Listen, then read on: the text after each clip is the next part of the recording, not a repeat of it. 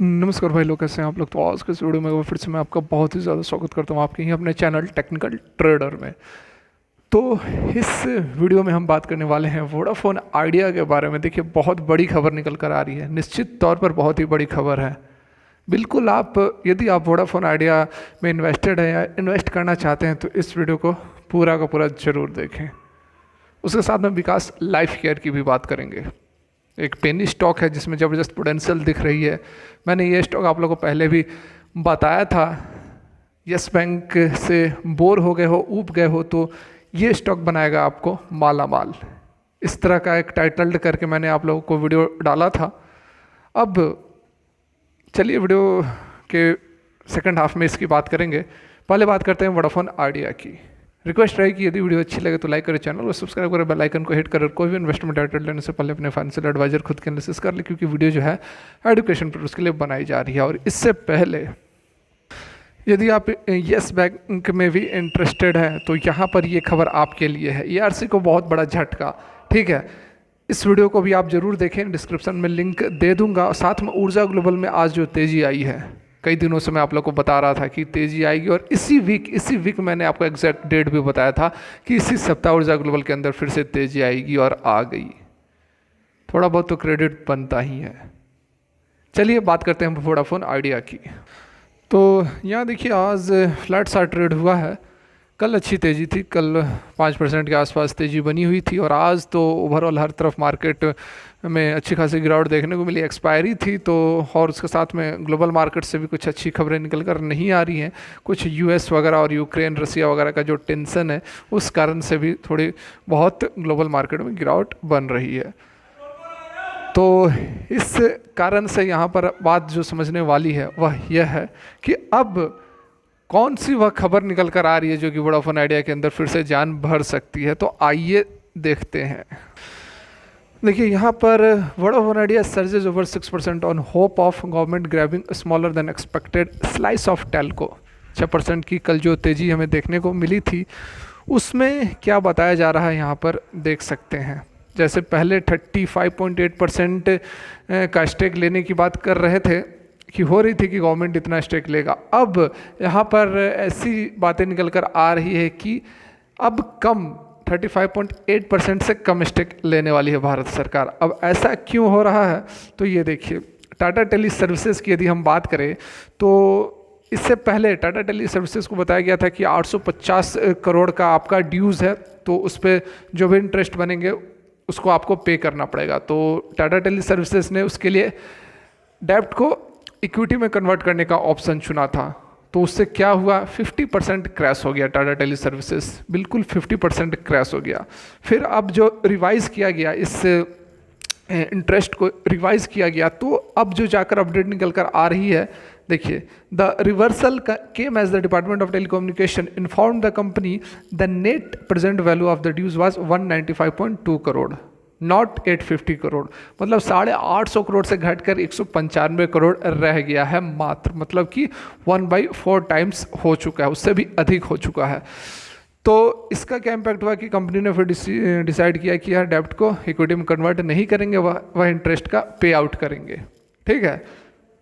तो अब इसी चीज़ को यहाँ पर वोडाफोन आइडिया भी एक्सपेक्ट कर रही है, और इन्वेस्टर्स भी एक्सपेक्ट कर रहे हैं कि फिर से अब जो रिवाइज करके यहाँ पर 1/4 से भी कम इंटरेस्ट को कर दिया गया है, तो वोडाफोन आइडिया के लिए भी कुछ इसी तरह की खबरें निकल कर आ सकती है। और जिस कारण से काफ़ी उम्मीदें लोगों को लगी हुई हैं, क्योंकि जब यह खबर निकल कर आई थी तो उसी समय स्टॉक या क्रैश हो गया था।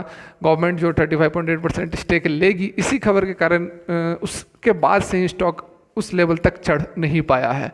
तो यहाँ पर ये जो अपडेट निकल कर आई है, इससे लोगों को फिर से एक उम्मीद की किरण जगी है कि सरकार स्टेक कम लेगी तो ज़्यादा से ज़्यादा प्राइवेटाइजेशन के होगा और प्राइवेट हाथों में रहेगी, और कंपनी रन कर सकेगी अपनी फुल फ्लेज से। तो ये एक बहुत बड़ी राहत की खबर है यदि वोडाफोन आइडिया को भी इस तरह का कोई प्रपोजल मिलता है। और यह मैं आपको बता दूं कि एट प्रेजेंट यहाँ पर वोडाफोन आइडिया को ऑफिशियल कोई प्रपोजल या फिर कोई रिवाइज्ड इंटरेस्ट रेट नहीं बताया गया है, जिस तरह से टीटीएमएल को बताया गया है। तो ये तो थी वोडाफोन आइडिया की बात। अब बात कर लेते हैं विकास लाइफ केयर की।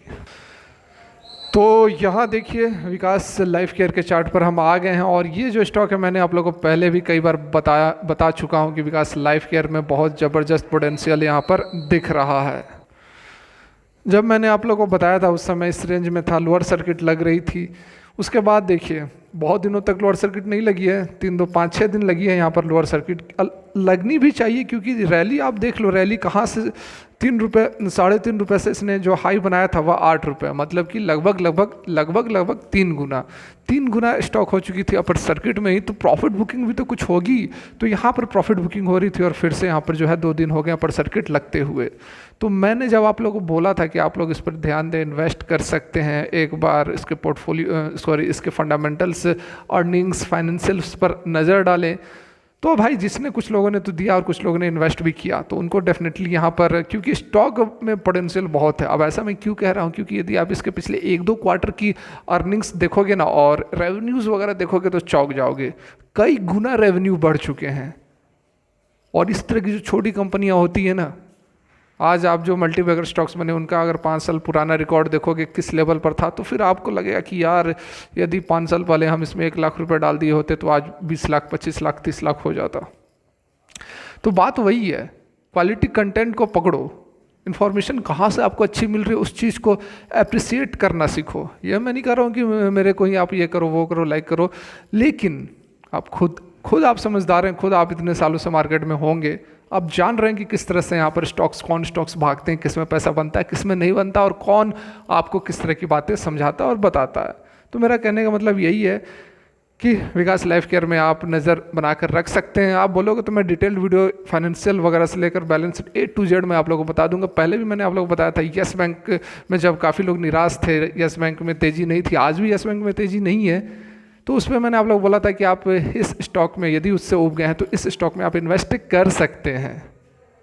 बिल्कुल मैंने तो इन्वेस्ट किया, मैं तो आप लोग बोला था मैंने तो इन्वेस्ट किया है, लेकिन कितना करना है, क्योंकि यह पेनी स्टॉक है। ये चीज़ का हमेशा ध्यान रखें। ये नहीं कि लाखों रुपए लगा दिए, मैंने बोला भाई लाख रुपए लगाते तो 25 लाख हो जाता है, नहीं, पैसा कम लगाना है, क्योंकि आखिरकार है तो पेनी स्टॉक, है ना। तो अपने कैपिटल के अनुसार 10,000 20,000 30,000 50,000 कैपिटल के अनुसार लगा सकते हैं। तो फिलहाल के लिए वीडियो यहीं तक। देखने के लिए बहुत बहुत धन्यवाद।